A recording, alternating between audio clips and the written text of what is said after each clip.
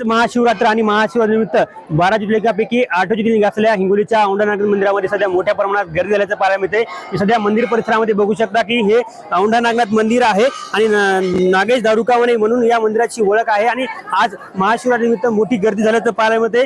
देशभरातील भाविक आज औंढा नागनाथाचं दर्शनासाठी या ठिकाणी दाखल झाल्याचं पाहायला मिळते। रात्री 12 वाजता या ठिकाणी शासकीय महापूजा पार पडली।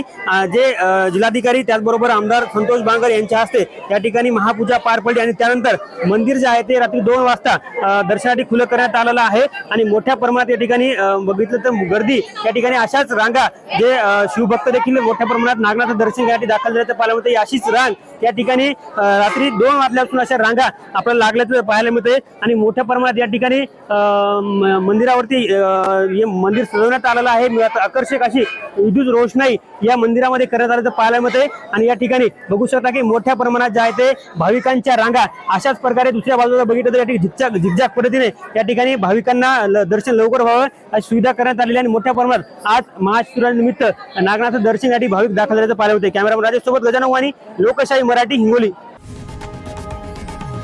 लोकशाही मराठी ऐका, पहा, जागरूक रहा।